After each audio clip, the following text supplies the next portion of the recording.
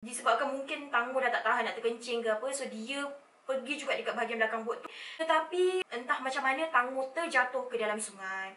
Dan malang lagi sekali sebab masa tu Tang Mo tak pakai life jacket, dia tak pakai. So ya.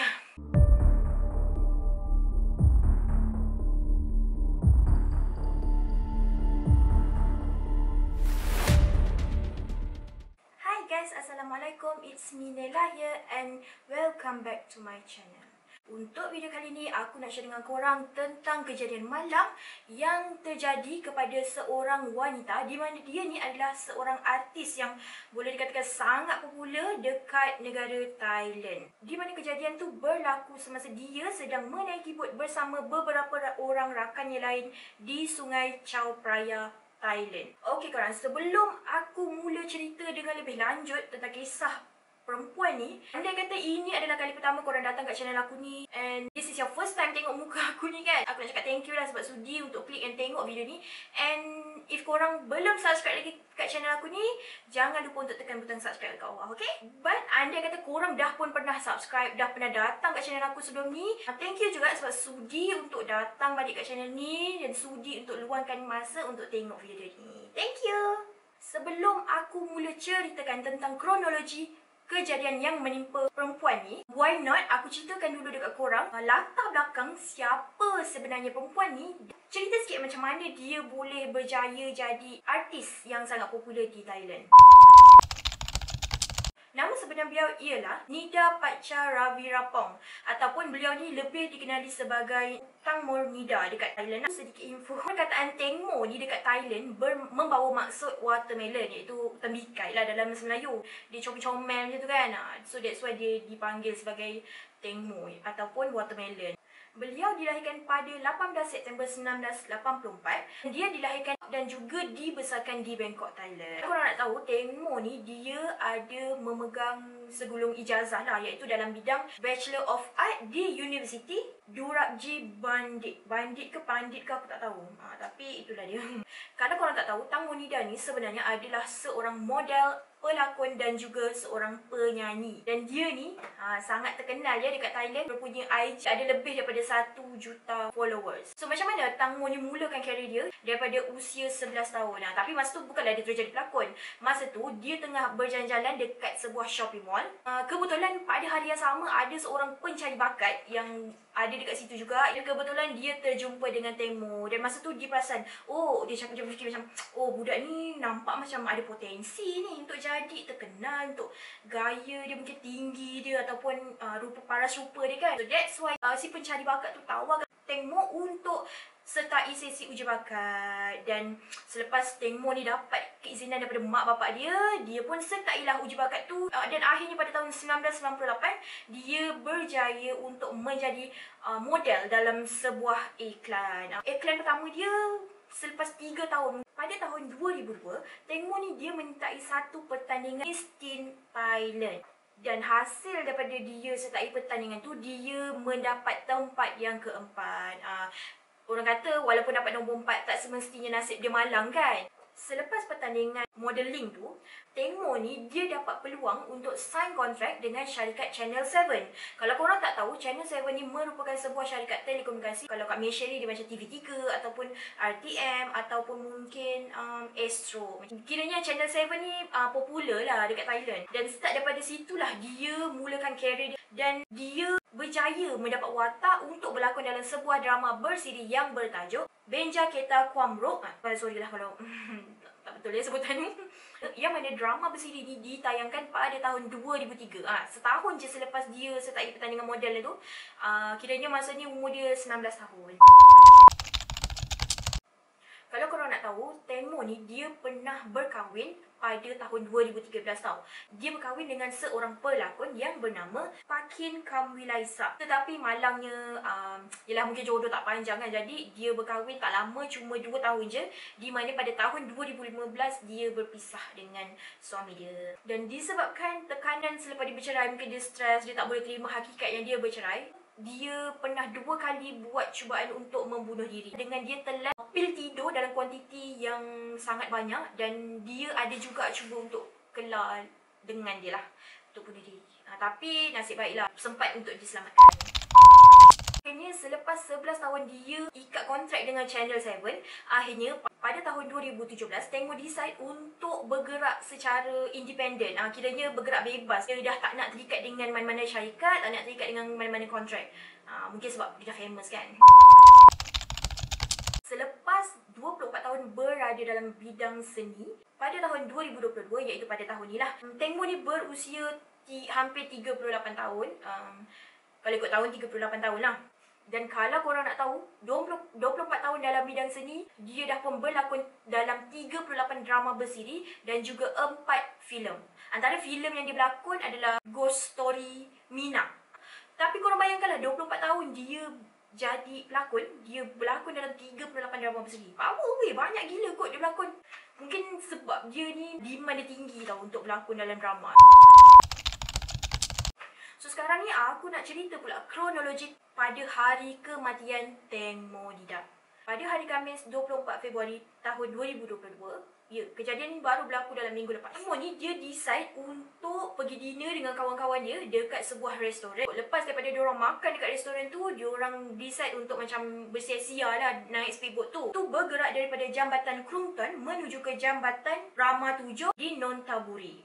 So masa Tang Mo naik bot tu, dia bukannya naik bot tu seorang-seorang lah. Tang Mo di atas bot tu bersama lagi 5 orang rakan dia, iaitu Gatik, manager dia, Nitas dan San, kawan Tang Mo, Pa, pemilik speedboat dan juga Robert yang memandu speedboat tu. Selepas kejadian tu, kawan-kawan Tang Mo ni di soal siasat, diorang cerita lah yang masa diorang atas speedboat tu, pada pukul 10 lebih kurang dalam 10 malam macam tu, Tang Mo ni dia bagi tahu dekat manager dia yang dia nak kencing lah.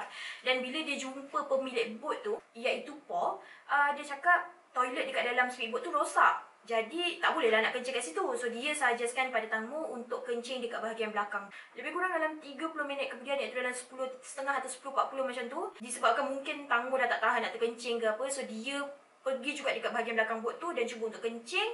Tetapi malangnya, entah macam mana Tang Mo terjatuh ke dalam sungai. Dan malang lagi sekali sebab masa tu Tang Mo tak pakai life jacket. Dia tak pakai. So, jadi selepas Tang Mo terjatuh, manager dia ni ada terdengar lah Tang Mo ni menjerit, minta tolong tau. Bila dia datang kat situ, dia tak sempat nak selamatkan Teng Mo. Dan bila dia panggil-panggil Teng Mo, memang Teng Mo tak jawab panggilan dia. Dan diorang beramai-ramai lah, 5 orang tu memang panggil Teng Mo, Teng Mo, Teng Mo. Tetapi malangnya diorang tak dengar apa-apa jeritan daripada Teng Mo, tak dengar apa-apa jawapan daripada Teng Mo. So masa tu diorang dah start panik. So diorang decide untuk contact dengan satu agensi penyelamat swasta untuk tolong diorang untuk cari Teng Mo. Diorang cakap disebabkan masa tu arus sungai masa tu agak deras, jadi diorang tak dapat teruskan pencarian tu dan pencarian terpaksa dihentikan untuk malam tu. Korang bayangkanlah, satu malam diorang tak teruskan pencarian dan diorang balik rumah macam biasa, macam tak ada benda berlaku, dengan harapan yang Teng Mo akan berusaha untuk balik rumah dia sendiri. Faham tak? Aku tak faham. Kenapa diorang sanggup tinggalkan Teng Mo dan berharap yang Teng Mo boleh selamat. So besoknya 25 Februari 2022, hari Jumaat, dalam pukul 8-9 pagi macam tu, operasi pencarian diteruskan oleh agensi penyelamat swasta tu lah. And then malangnya sampai ke tengah malam pun diorang dah cari sehari tu suntuk tau. Sampai tengah malam diorang still tak jumpa kelibat Teng Mo. Kelibat ke jenazah ke apa-apalah, jeritan Teng Mo ke tak ada, memang tak ada. So disebabkan Teng Mo gagal dijumpai, disebabkan itu barulah diorang decide untuk buat laporan polis. Akhirnya setelah hampir 36 jam, selepas 2 hari kehilangan Teng Mo, pada 26 Februari 2022 jam 1.30 petang lebih kurang, Teng Mo dijumpai. Dan malangnya yang dijumpai itu adalah mayat Teng Mo. Ditambah sedih lagi, orang yang jumpa mayat Teng Mo masa tu adalah abang Teng Mo sendiri. Yang mana abang dia ni jadi sukarelawan jugalah untuk sama-sama cari. Abang Teng Mo bernama Dayos Tejok. Abang dia ni berusia 44 tahun. So pada masa tu, abang dia nampak macam ada satu jasad, satu benda yang terapung. Dan masa tu dia sangat yakin yang itu adalah jasad Teng Mo. Sebab warna pakaian yang Teng Mo pakai pada ketika itu adalah sama dengan gambar terakhir yang Teng Mo post dekat IG dia pada malam sebelum dia jatuh ke dalam sungai. Tempat Teng Mo ditemui adalah lebih kurang dalam 1 kilometer daripada kawasan dia jatuh tau. 300 meter daripada jarak Jambatan Nonthaburi. Disebabkan mayat Teng Mo telah pun dijumpai, 2 orang lelaki di mana pemilik bot dan juga pemandu bot tu akan diambil tindakan atas alasan kelalaian yang menyebabkan kematian. Kalau korang nak tahu, pemandu bot tu sebenarnya tak ada lesen. Jadi menambahkan lagi lah teruk keadaan tu. Dan yes, pemilik bot tu membenarkan lelaki yang tak ada lesen tu untuk bawa bot. So yes, dua-dua kena tindakan. Macam biasa, kalau ada kes kematian, postmortem akan dijalankan. So, hasil daripada bedah siasat ke atas mayat Teng Mo, diorang sahkan yang Teng Mo ni mati sebab lemas, ya. Sebab diorang ada jumpa kesan lumpur atau pasir dekat bahagian paru-paru Teng Mo. Sedih. Selain daripada tu, hasil daripada postmortem, diorang ni ada jumpa, ada kesan macam kesan luka yang besar tau dekat peha kanan dia. And then dekat peha kiri dia pula ada kesan luka yang tak teruk sangat lah. Peha kanan dia boleh katakan teruk sebab luka tu agak dalam dan panjang sepanjang 30 cm. 1 kaki lah lebih kurang. Masa tu diorang tak dapat nak buktikan punca luka tu disebabkan apa tau. So, yelah sebab diorang jumpa mayat Teng Mo tu dah 2 hari kemudian kan. So agak susah lah pihak forensik untuk buktikan kenapa, apa punca luka tu. Tapi kalau korang nak tahu, salah seorang daripada kawan Teng Mo yang 5 orang ni, kawan ada seorang perempuan yang bernama Nitas Job. Lepas diorang check apa semua kan, dekat badan Nitas ni ada sedikit luka dekat bahagian lengan dia, dan dekat bahu dia ada kesan lebam.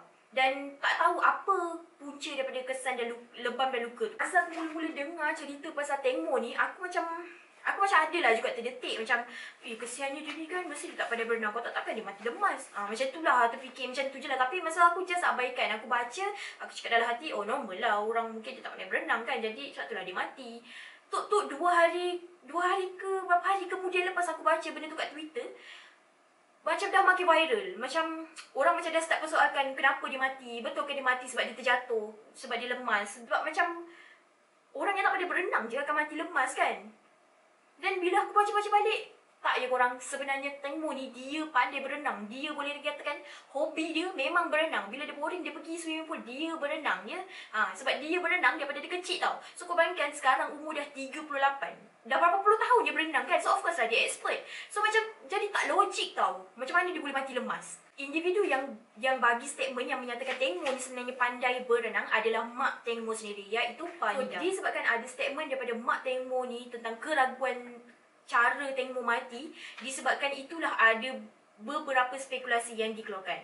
Kemungkinan besar yang Teng Mo ni mungkin sebenarnya bukannya jatuh mati lemas, tapi kemungkinan ada cubaan bunuh terhadap Teng Mo. So, disebabkan itu, izinkan aku untuk kongsi sedikit info. Ada beberapa kenyataan yang dikeluarkan oleh pegawai penyiasat yang sangat berpengalaman tau dekat Thailand. Dan dia ni agak famous lah sebab dia berjaya selesaikan banyak gila kes-kes jenayah. Dia juga adalah bekas pegawai polis, investigative officer, ataupun dalam kata lain pegawai penyiasat lah. Tapi dia polis lah, pegawai penyiasat polis bukan. Nama dia adalah Kamrowit Tuprajam. Dia ceritalah berdasarkan pengalaman dia bekerja berpuluh-puluh tahun, sebenarnya tak bersetuju dengan statement menyatakan peha Teng Mo yang luka besar tu tercedera disebabkan oleh kipas daripada bot. So statement tu ada dikeluarkan. Antara kemungkinan yang menunjukkan kenapa kaki Teng Mo boleh luka. Tuprajam dia memang tak setuju dengan statement tu sebab dia kata tak logik. Luka itu adalah kesan luka akibat daripada terkena kipas yang hidup. Memang tak logik. Dan dia ada juga keluarkan kenyataan kenapa dia rasa tak setuju langsung dengan statement yang dikeluarkan oleh kawan-kawan Teng Mo. Dan selain daripada tu, hasil bedah siasat pun dia kata macam suspicious lah, macam tak logik lah. Antara hujah ataupun fakta yang dia cuba untuk macam ketengahkan lagi, untuk dia bahaskan lagi. Yang pertama, macam aku cakap tadi, based on hasil daripada postmortem, Teng Mo ni dikatakan mati lemas je lah sebab diorang ada jumpa kesan lumpur dekat dalam paru-paru dia kan.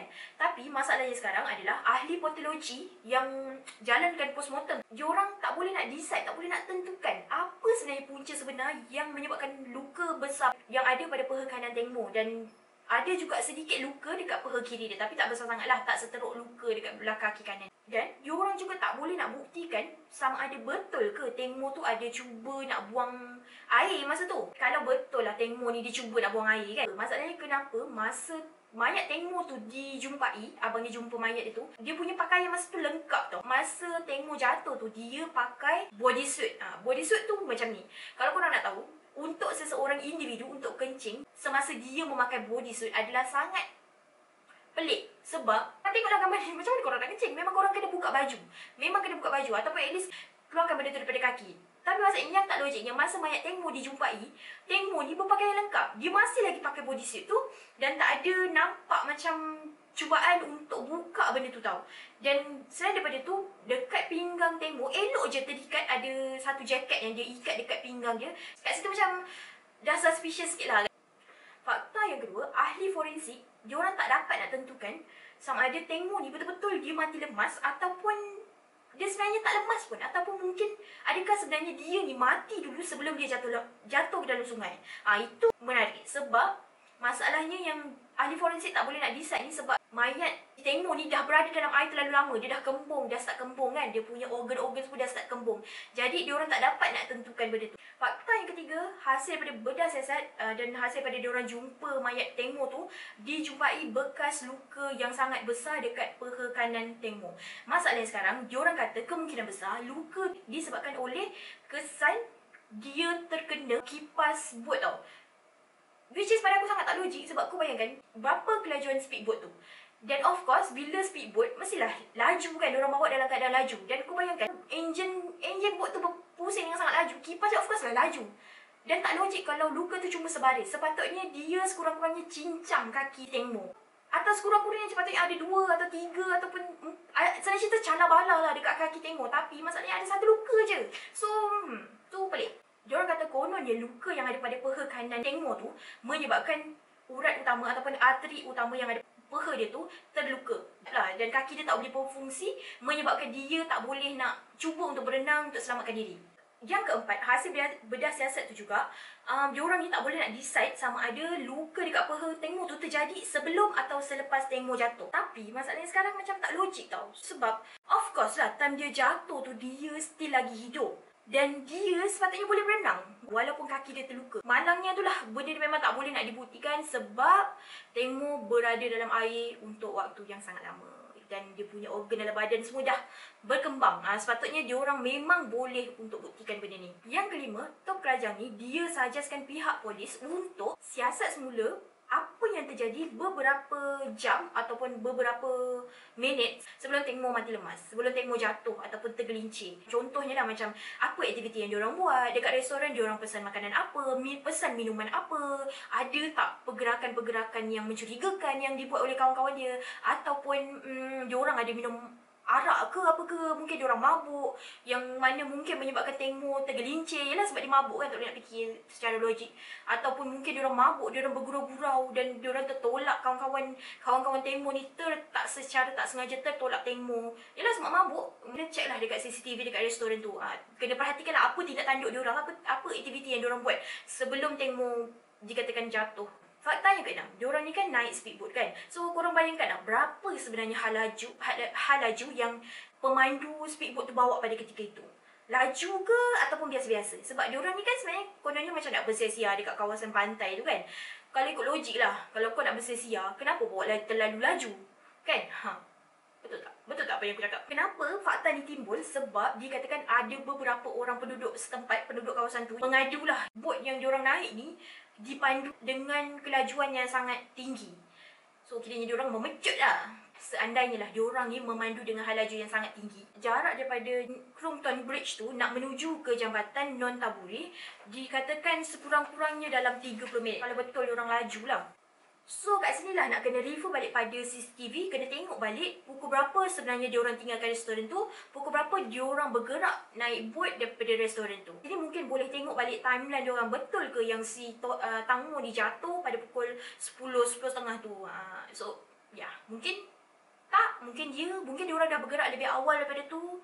Diorang bergaduh kat tengah sungai tu ke apa kan. And then yang seterusnya, dah nama pun speedboat.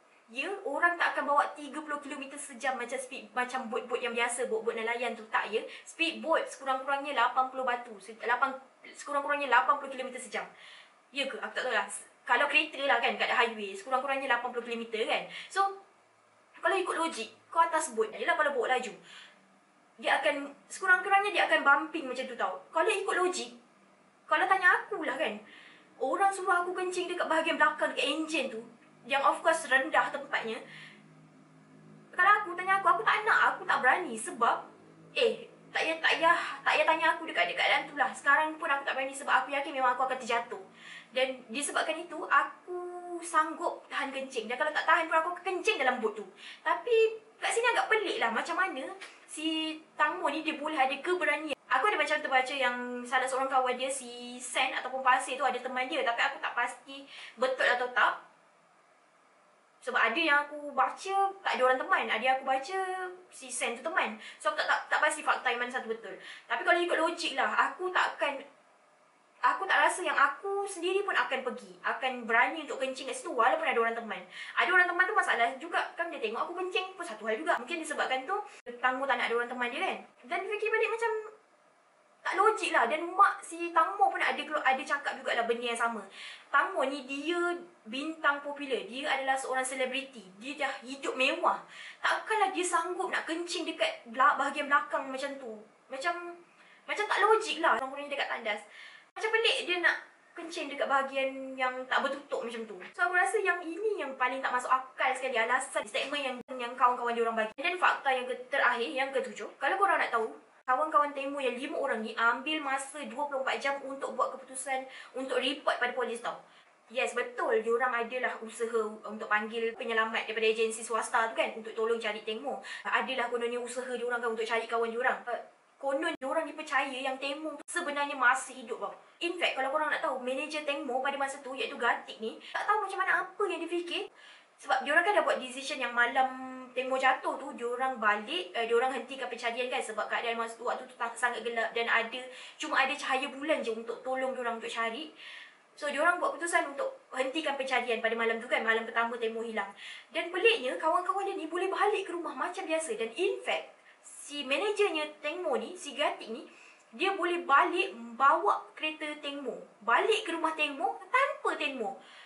Yes, dia yang aku baca, Gatik ni duduk dekat rumah Teng Mo untuk sementara waktu dengan anak dia. So macam mana datang logik si Gatik ni yang dia boleh ada fikiran untuk balik rumah dan buat benda tu macam tak ada apa-apa yang berlaku dekat kawan baik dia tau.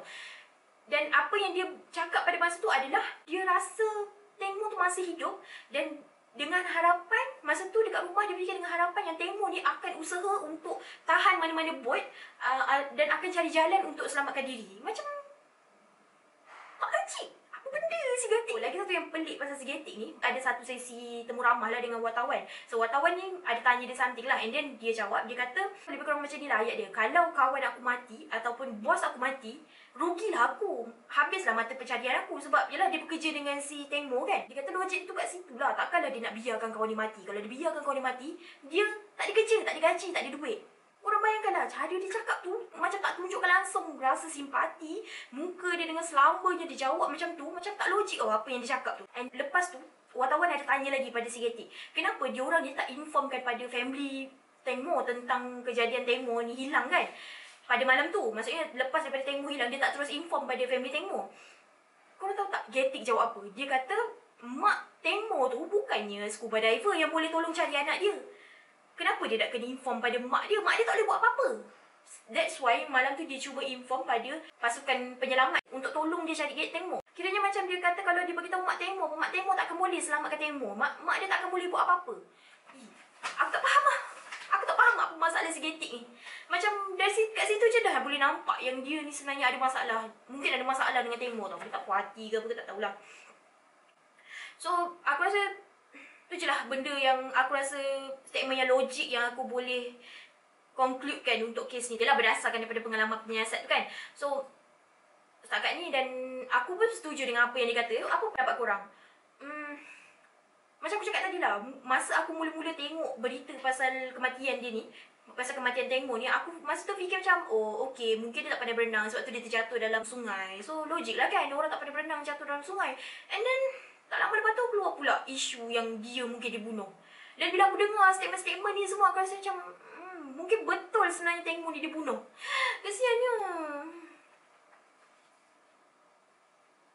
And kalau korang nak tahu, ada satu video dekat TikTok yang menunjukkan Teng Mo dia duduk sorang-sorang dekat dalam bot tu sambil minum arak tau. And then Mak Tengmo ni dia ada komen lah yang menyatakan video tu menampakkan yang Tengmo ni nampak sedih. Nampak sedih dengan keadaan dia masa tu dan tak nampak yang Tengmo happy. Patutnya dia happy kan sebab dia keluar dengan kawan-kawan kan. Dan mak dia pun ada cakap juga yang kemungkinan besar dalam antara 5 orang yang sama-sama naik boat dengan Tengmo masa tu, salah seorang daripada 5 orang tu mungkin tak puas hati dengan Tengmo, mungkin cemburu dengan apa yang Tengmo ada, dengan kehidupan Tengmo. Dan kalau korang nak tahu, salah seorang daripada 5 orang tu, iaitu Nita Sejap tu tadi yang ada luka tu juga, sebenarnya sebelum ni diorang ada macam kes bergaduh jugalah, ada perselisihan faham. So mungkin Nitas tu dia upah lagi 4 orang ni untuk bekerjasama dengan dia untuk bunuh Tengmo. Sedihnya. So, aku tak boleh lah nak mandai buat conclusion pula kan. Tapi itulah, kita tunggu je lah hasil daripada siasatan. Sebab yang aku dengar sekarang ni, kawan-kawan Tengmo yang 5 orang tu dipanggil semula untuk siasatan menggunakan machine lie detector. Untuk tengok diorang ni betul ke cerita benda yang betul ataupun diorang sebenarnya menipu. So, kita tunggu je lah apa keputusan dia. Semoga hasil daripada siasatan dapat bagi keadilan kepada Tengmo. So, rest in peace Tengmo. Okay korang, aku rasa tu je untuk kali ni. Aku tak, kes ni baru je berlaku dalam minggu lepas macam tu, akhir Februari. So sekarang ni awal Februari, baru 2 Februari. Dan tak banyak sangat input yang aku dapat jumpa. Dan yelah, kes kematian kan bukannya boleh selesaikan dalam seminggu 2 unless diorang dapat jumpa bukti. Tapi buat masa ni, setakat ni tak ada bukti yang diorang dapat kesan. Dan kita cuma boleh harapkan yang kematian Tengmo ni ataupun siasatan kat atas kes kematian Tengmo ni akan dapat berikan keadilan terhadap Tengmo dan juga keluarganya.